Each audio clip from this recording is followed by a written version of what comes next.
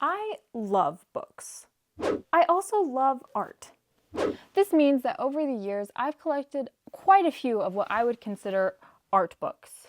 Like a lot of art books. The problem is, I actually haven't read all of these. Some of them I've skimmed through, some of them I used for school, and so I definitely got a deeper read. But there's a lot of them I've barely even cracked open. And I really want to change this.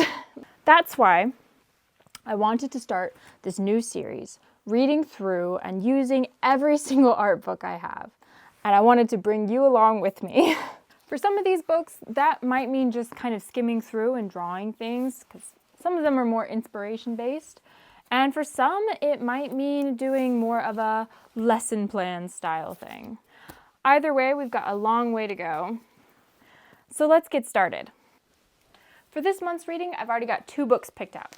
That is The Complete Book of the Flower Fairies by Cicely Mary Barker and Floriography, an illustrated guide to the Victorian language of flowers by Jessica Rue. You may notice a bit of a theme here with the florals, and that's actually because my themed drawings for this next month are going to be flower fairies. So I thought I would draw inspiration from these gorgeous illustrations, and also from the meaning of flowers and the other gorgeous illustrations in this one. I can't remember now if I got these books originally as gifts or if I bought them for myself. I know I wanted them for a long time before I got them. As a longtime lover of fairy tales and magic, I've always been drawn to the work of Cicely Mary Barker. Her adorable little flower fairies have been an inspiration to me ever since I was little. I just adore how they're each based around a different flower, wearing clothing that looks like it could have been made from the plant itself. Her poems as well were delightful. Although Floriography has a lot of cool info, it's the illustrations that really amazed me. They're all so well done and true to the form while still having the whimsy of a drawing. In the end, I decided to just randomly flip to a few pages and draw fairies based on the flower there, which left me with clover, edelweiss, lavender, and passionflower.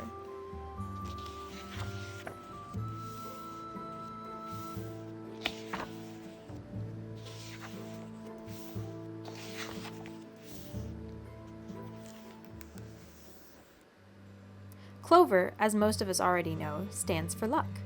I decided to draw this little fairy alongside a cricket companion, since they're also a symbol for luck. I've actually always loved the clover flower, even though they're practically a weed where I'm from. They're just so sweet, popping out from among the green.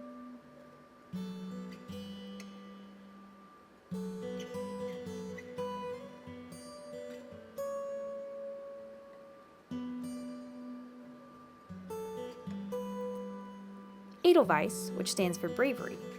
Apparently these flowers mainly grow in the mountains, so it was a feat of strength if you decided to go fetch a bouquet of them for your love. These flowers always make me think of The Sound of Music. I decided to draw him as a little warrior to show how brave he is.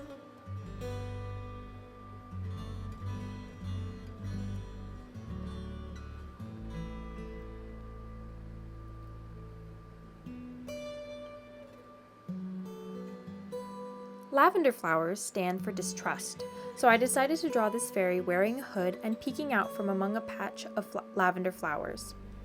I actually expected lavender would mean something like peace or calm, just based on the effects its scent is said to have. But apparently that's a much newer discovery, so distrust it is.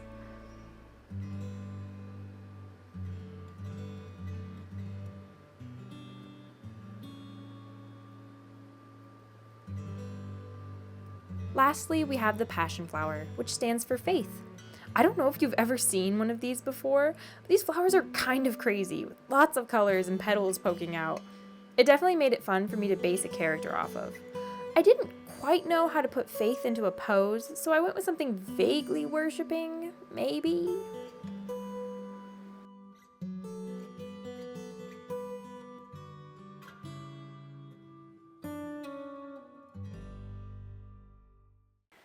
All right, so I guess let's discuss.